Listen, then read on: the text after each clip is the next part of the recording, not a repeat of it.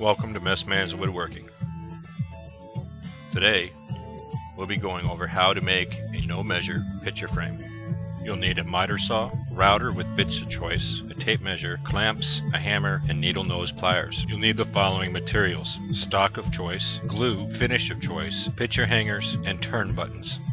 After milling your stock to your desired shape, trim one end to a 45-degree angle. Now take the item that you're going to frame and place it upon your stock. Leave approximately 1/8 of an inch from the corner. Make a mark on the opposite side of your item being framed. Again, approximately 1/8 of an inch from it. Now cut at the mark you just made, ensuring your miter saw is set at the proper 45-degree angle. To ensure you have two identical pieces, place your stock into your miter saw. Place your newly cut frame piece on top of your stock. Ensure the ends are flush and slide the stock and frame piece over until the frame piece makes contact with the blade. Remove the frame piece, which was used as a stop block, from the saw. Now, make your cut. Once you verify that each piece is identical size, repeat each marking and cutting step until you have 4 pieces, 1 upper, 1 lower, and 2 sides. Now test fit your frame, ensuring that there are no gaps at each of the joints.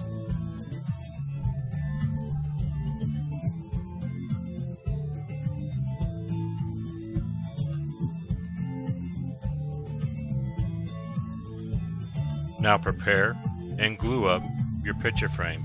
Place glue on each end of your frame pieces, making sure it's spread thinly. Here I have a frame making jig. I place each frame piece into the jig after I've placed glue on it.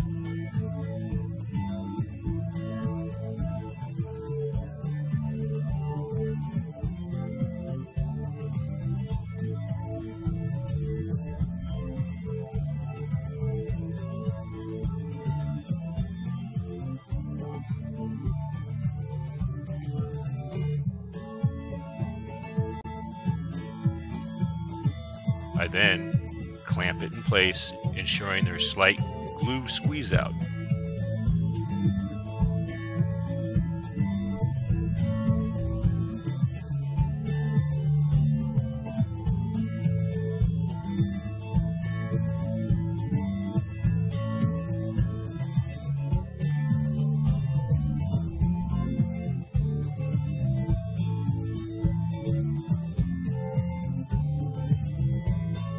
After the glue is dried, I test fit the item I'm framing.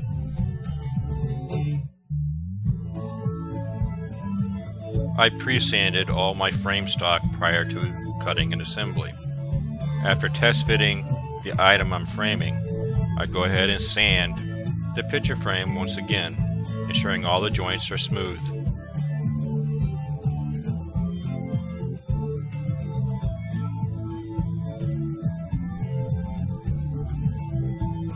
You are now ready to finish your frame. I chose to use spray paint.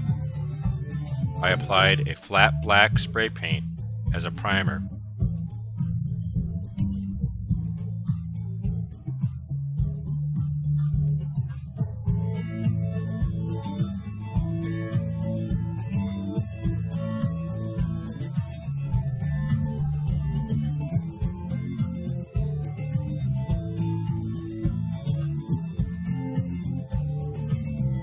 After applying the black flat spray paint as my primer on both sides of the picture frame, I apply a gloss black spray paint.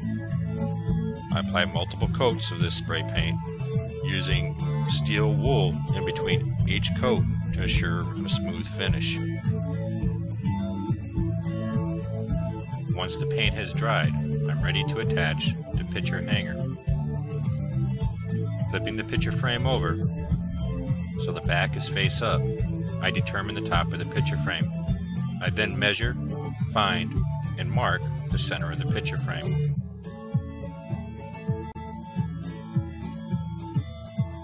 You can use whichever picture hanging device you desire. I use a sawtooth hanger. Placing the center point of the sawtooth hanger over the center mark of my picture frame, I measure in from the inside edge of the picture frame, ensuring there is plenty of wood for the picture frame hanger to attach to. After determining the distance I want from the inside edge, I place a finishing nail into my needle nose pliers.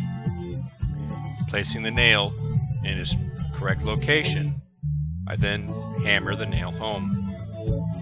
I repeat this same process using the same measurement on the opposite side of the picture hanger. After attaching the picture hanger, I am now ready to attach the turn buttons.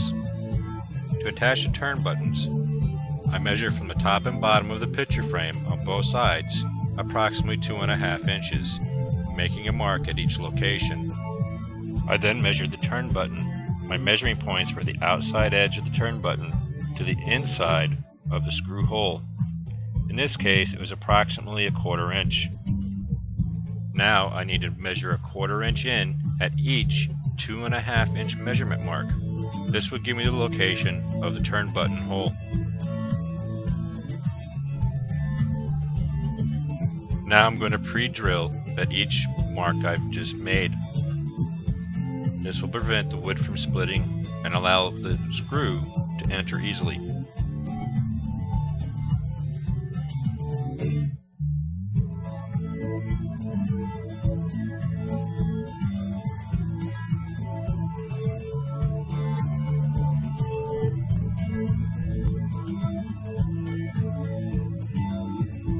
Now, using my cordless drill, I place the drill at a low torque setting. I then screw each turn button into its location.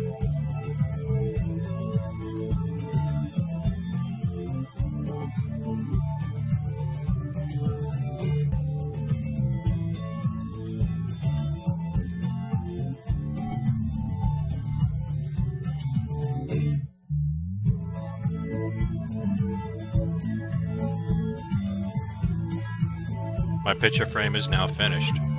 All that's left to do is to mount or insert the item I wish to be framed.